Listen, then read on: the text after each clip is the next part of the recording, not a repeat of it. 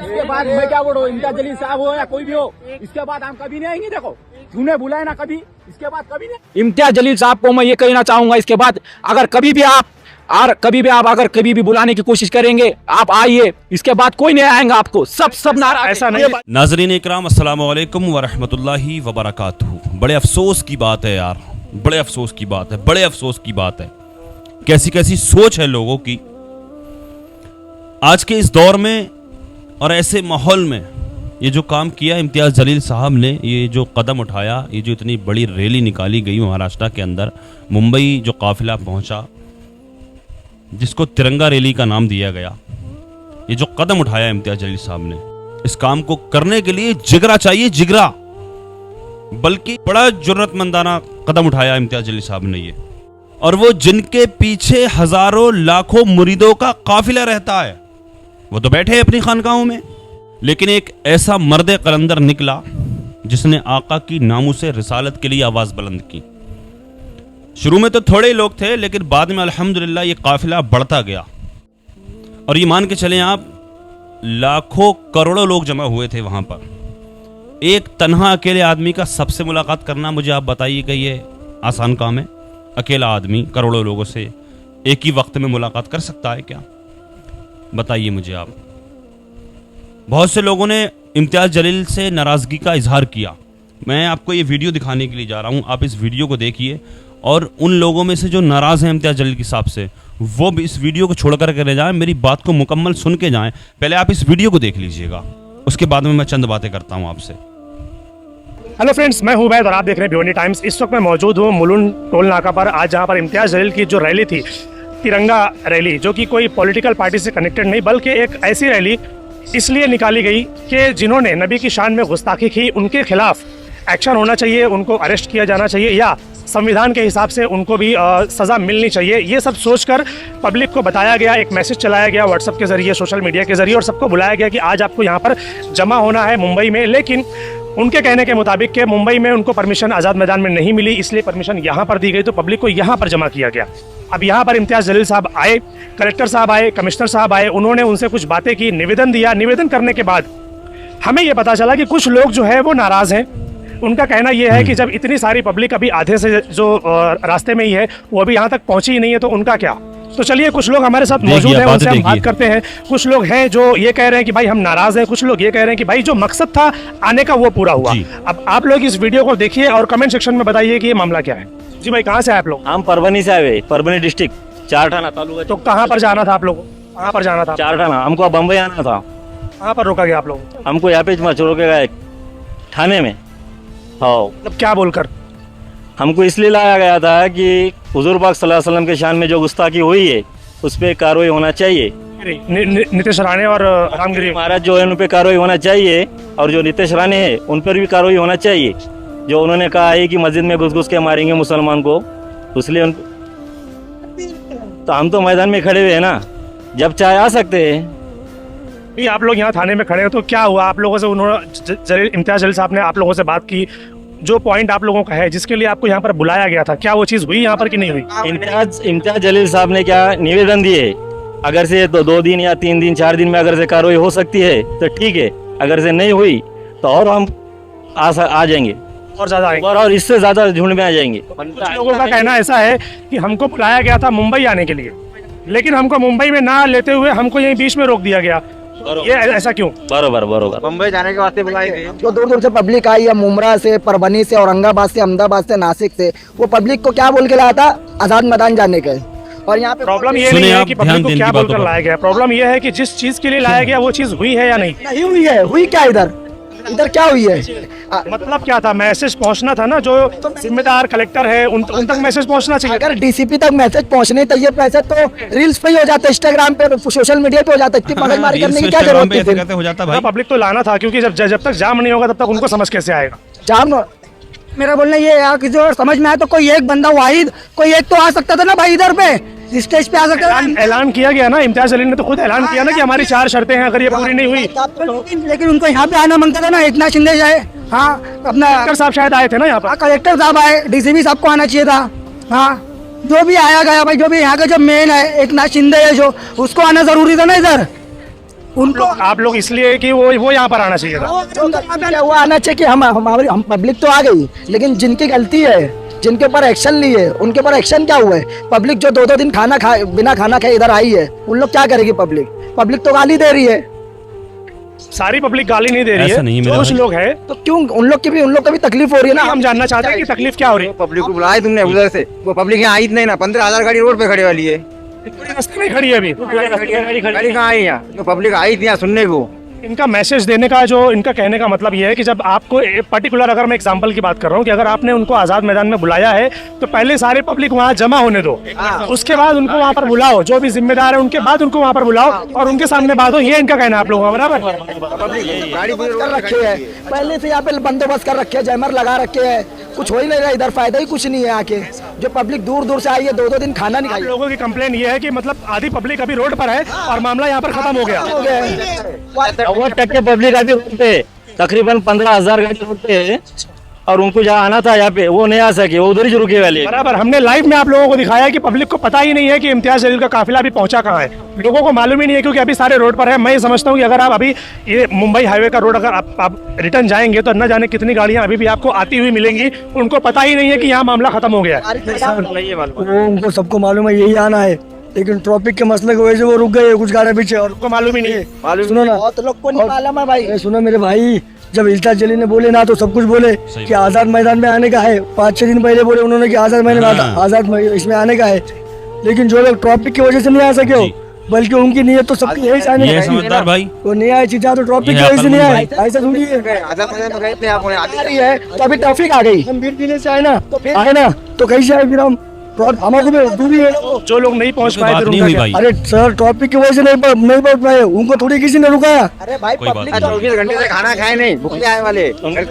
एक मिनट सुनो, उनको रुकाया नहीं कि नहीं कुछ रुकाया नहीं, उनके एक चलते गाड़ियाँ आदमी चल की रहे आवाज हैं पर पर वो यहाँ तक आ नहीं सके। बाला क्यों पर नहीं आ होकर सके कि के उन्होंने इतने आधे सारे घंटे लोग के अंदर एक इनकी आवाज बात पर निपटा दी। लब्बैक इनके कह कहने दिया का इन मतलब लोगों क्या, ने। मैं इनके कहने का मतलब ये है कि जब ये आम पूरी बात है। पब्लिक आ जाती उसके बाद आपको क्या देना था आप देते और वो प्रोग्राम खत्म करते। वो ये बोल रहे हैं। सुनो सर, एक मिनट इनका जो बोलना है कि पब्लिक पूरे आइबा से, सर 2 दिन से पब्लिक भूखी थी, उसका ख्याल रखते हुए इम्तियाज जलील साहब ने अगर ऐलान कर दिए होंगे तो क्या पता। आपको नहीं लगता कि जो पब्लिक 2 दिन से भूखी है वो 2 घंटा और इंतजार कर लेती? 2 घंटा नहीं, पब्लिक का 2 घंटा रुकने के लिए तैयार। 2 घंटा रुकना था। रात काली कर देंगे मुंबई जाने का मजबूरी हमको। समझो अगले आदमी की, भाई, मजबूरी परपनी वाले समझो। क्या बोल रहे हैं? आसान काम नहीं है, रिकॉर्डिंग में बोल रहे हैं परपनी वाले कि हमको पूरी मिल रात काली करने का, लेकिन हमको जहाँ बोल के लाया था हमारे ऊपर एक्शन नहीं हुए। सभी दूर से आए, कोई नगिस से नहीं आया, बीड़ जिला भी कोई नगिस से नहीं है, सभी दूर से आए। ट्रैफिक की वजह से गाड़ियाँ कुछ रुक गए, इसीलिए अड़चन हो गई। ऐसा दूसरे ऐसा उनका ऐसा कुछ नहीं था कि सब आना, और जब मैंने बयान करना ऐसा कुछ भी नहीं था। मजबूरी और हालात को देख के उन्होंने कर दिए, दूसरा कुछ भी नहीं है। 2 घंटा रुकना चाहिए था, 2 घंटा। ऐसा है, कुछ लोग कह रहे हैं कि नहीं पहले हमको आ जाने देते, और कुछ लोग कह रहे हैं कि अभी जो लोग यहाँ पर पहुँच गए उनके सामने चीजें हो गई है और किसी को कुछ। जी भाई, वो कहाँ जाएगी? वो कुछ कहना चाहते हैं, क्या कहना चाहते हो? गालिब का एक शायर है ये आया कि शायद साहब। सियासत नफरत का जख्म भरने ही नहीं देती और जब भरने की बात आए तो मक्खी बैठ जाती है। क्या बात है, बड़ी गहरी बात है। सियासत है और बेसिकली कैसा है, यहाँ पे कोई किसी पार्टी से जुड़ा हुआ शायद होगा ना हो, वो अलग बात है, बात मेरे प्रॉफिट की है। आप समझो इस बात को।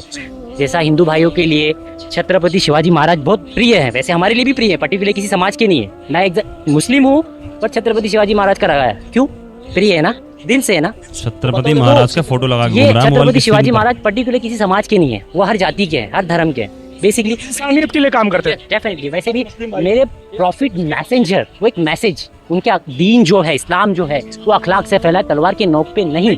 और ये तादाद का जमा होना यही बात का सबूत है कि जिंदा हो तो जिंदा नजर आना भी जरूरी है, नहीं तो वो लोग ये समझेंगे। लोगों की मेरे भाई कंप्लेन जो लेक्चर तो है अच्छा कि दे रहे हो, पब्लिक लेके आधे लग से रहे हो। ज्यादा अभी रास्ते पर है, फिर भी ऐसी और बात वो कर लोग रहे हो। यहाँ पर आए नहीं और प्रोग्राम यहाँ पर खत्म हो गया, उनको पता भी नहीं है। पब्लिक को नाराजगी इस बात की है। मेरा ये कहना है कि इतना भीड़ जो जमा है ये भी डेफिनेटली भी काफ़ी है, उनको एक मैसेज पहुंचा है कि हम लोग मरे हुए नहीं है, जिंदा है, मत करो। मेरे प्रॉफिट पे जब बात आएगी तो किसी पार्टी से कोई जुड़ा हुआ हो या ना हो, होगा सब एक। जैसा छत्रपति शिवाजी महाराज हमारे लिए भी प्रिय है ना, वैसे हमारे प्रॉफिट भी हिंदू भाइयों के लिए प्रिय होनी चाहिए। और बस कई सारे लोगों को देखा जो हिंदू भाई हमारे इस रैली में शामिल है, साथ दे रहे हो। डेफिनेटली। देखो 70 साल से लड़ लिया ना, मंदिर मस्जिद फलाना ढिमका। मैं यही कहना चाहूँगा मुसलमानों को कि तुम फाइनेंशियली स्ट्रांग हो जाओ, अच्छा खाओ, अच्छा पियो, जिम जाओ, वर्कआउट सब करो फाइनेंशियल। अगर तुम खूबसूरत दिखोगे सामने वाला वैसे ही मर जाएगा। किसी को मारना है तो हाथ से नहीं, जबान से। और फर्स्ट ऑफ ऑल एक ये चीज़ है, तुम स्ट्रांग बन जाओ financially strong. Thank you so much. बोलना चाहते हैं क्या बात कर रहा है ये? भाई आप जो बता रहे हो ना कि पब्लिक का मसला, पब्लिक का आने में लेट हो गया या ट्रैफिक में अटक गए, बट यहाँ पर ये प्रोग्राम खत्म हो गया। यहाँ पर आने का और एकजुट साथ में रहने का और सबको एक मैसेज देना था। हम जो यहाँ पर आए कि हम कोई पार्टी या कोई हमारा लीडर नहीं है, हम यहाँ पर आए जो गुस्ताखे रसूल के खिलाफ जो लोगों ने बयानबाजी की है, जैसा वो राणे वगैरह हो गया, वो रामगिरी महाराज वगैरह हो गया या जो भी है, तो वो लोगों ने गलत बात की है। कोई भी आदमी को या किसी को भी कोई भी जाति या धर्म के बारे में गलत बोलना किसी को कोई अधिकार नहीं है, ठीक है। पहली तो ये बात। दूसरी बात, अपना यहाँ पर जमने का मकसद ये था कि अपने को कलेक्टर साहब और कमिश्नर साहब को निवेदन देने का। तो यहाँ पर आए, यहाँ पर आने के बाद में कुछ पुलिस वाले सपोर्ट नहीं कर रहे थे, फिर उनसे हम लोगों ने बातचीत किए, तो 2-4 पुलिस वालों से बातचीत करने के बाद में बहुत सारे पुलिस वालों ने सपोर्ट किए और एक अच्छा मैसेज दिए। तो हमने मुंबई पुलिस जिंदाबाद के नारे भी लगाए। उसके बाद में यहाँ पर जो हम लोग जमे थे, जमने का मकसद था कि निवेदन देना। अब निवेदन जब देने के लिए हम लोग आए तो उन लोगों ने इमीडिएटली एक्सेप्ट कर लिया, वो कलेक्टर साहब ने और कमिश्नर साहब ने। तो उनको निवेदन जब देने का हम लोग ने देने का, इम्तियाज जलील साहब बोलो या फिर वारिस पठान साहब और जो भी बहुत सारे लोग यहाँ पर आए, तो जो मैसेज देना था वो मैसेज उनको पहुँच गया और वो लोग ने एक्सेप्ट किया कि आप निवेदन दो, हम लोग लेने के लिए तैयार है।